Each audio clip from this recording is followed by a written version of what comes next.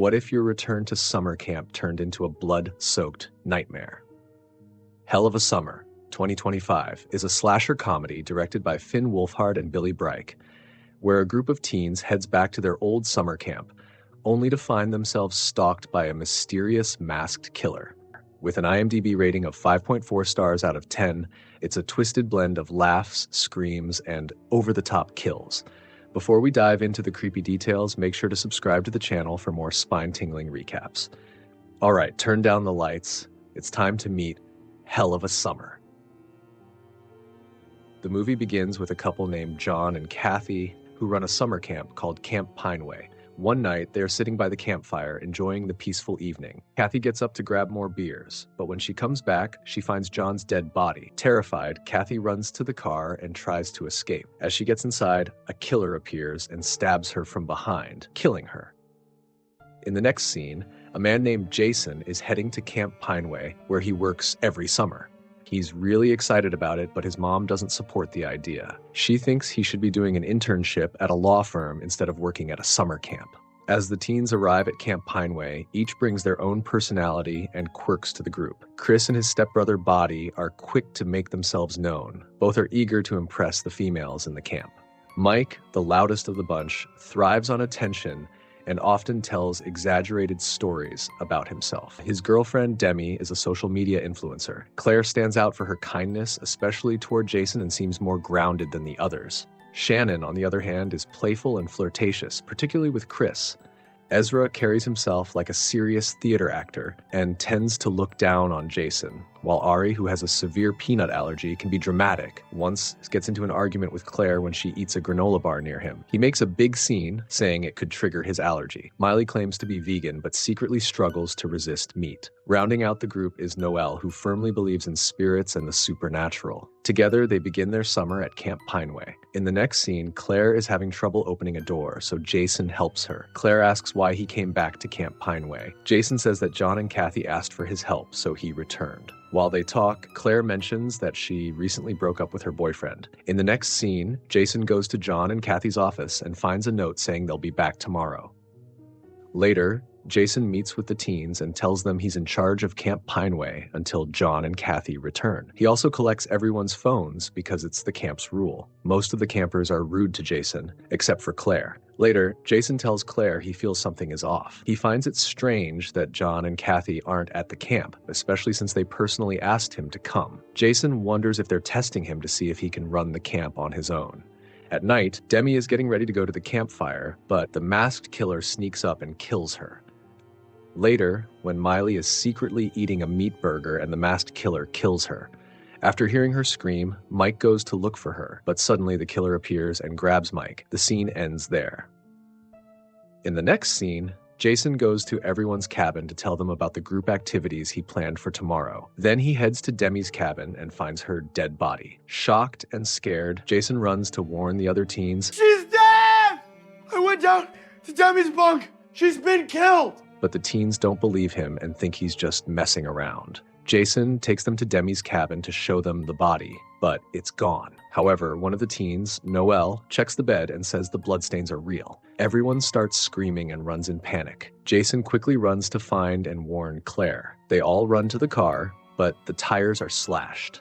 Since they can't drive away, everyone runs back and hides inside the cabin. Since everyone's phones are missing, Jason had collected them earlier, they have no way to call for help. Jason says he'll go to the meal hall to use the landline, but no one wants to go with him. So they decide to draw cards. The two people with the lowest cards have to go with Jason. Ari and Ezra end up with the lowest cards and agree to go with him.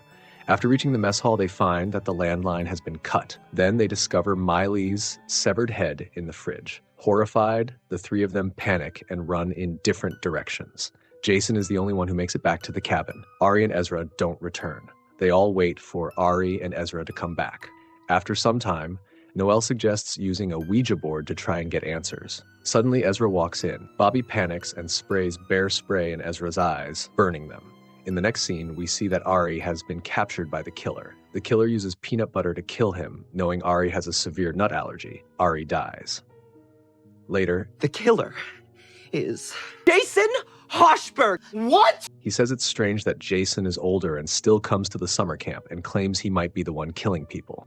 Ezra also points out that Jason took everyone's phones, which are now missing, and that he was the first to find Demi's body. With all these reasons, the group starts to believe Ezra, everyone except Claire. They tie Jason up, thinking he's dangerous. The teens go to find weapons to force Jason to talk, leaving Bobby to watch him. But Claire knocks Bobby out and sets Jason free. As they try to escape, the others spot them. Jason and Claire run off into the woods. Claire and Jason find John and Kathy's dead bodies. Until now, they believed John and Kathy would return to help them. Realizing that's not going to happen, Claire says they should go get help from the police. But Jason suggests that Claire should go for help while he heads back to the camp to protect the other teens. Meanwhile, the teens decide to search for their phones. Noelle goes into one of the cabins to look, but the masked killer suddenly appears and stabs her, killing her. Then comes a shocking twist. There are actually 2 masked killers at the camp. Later, the other teens go into a cabin and find Mike and Demi alive. It turns out that they are the masked killers. But the rest of the group is happy to see them alive and still believe that Jason is the real killer. Later, Demi tells Mike that they're killing people to become famous and that she doesn't want Jason to get all the attention. But Mike convinces her that if they kill everyone and blame Jason as a killer, they can survive as the young, hot couple and still get famous. Demi isn't sure at first, but she agrees to Mike's idea. After that, Demi asks everyone to record a video where they say that Jason is the killer and that he murdered Miley and Ari. She says it will be proof if they need it later. Soon, Jason comes back to the camp and sees Mike wearing the killer costume. Before Jason can react, Mike knocks him out. At the same time, the other killer kills Ezra. Shannon screams, and Chris runs to the theater since she was with Ezra. Shannon runs and finds Bobby. Bobby tells her that Chris went to the theater looking for her. Meanwhile, Chris is hiding from the killer. Bobby comes up with a plan to distract the killer so Shannon can help Chris. As planned, Bobby draws the killer's attention and runs, with the killer chasing him. Shannon finds Chris and helps him. Bobby runs into a cabin, and just as the killer tries to attack him, Claire shows up and knocks the killer out, and Bobby finds that Mike was the killer. He tells Claire to go find Jason while he stays behind to deal with Mike. While fighting, the cabin catches on fire. Mike gets the upper hand and starts to overpower Bobby. But Bobby grabs a knife and stabs Mike in the neck, killing him. Bobby is badly hurt during the fight and can't get out of the burning cabin. In another scene, Jason is tied to a chair and finds out that Demi is also one of the killers. He asks her why she framed him. Demi tells him not to be mad at her and blames the others, saying they were the ones who pointed fingers at him first. She says she wanted all the credit and was jealous that Jason might become more famous when the truth came out.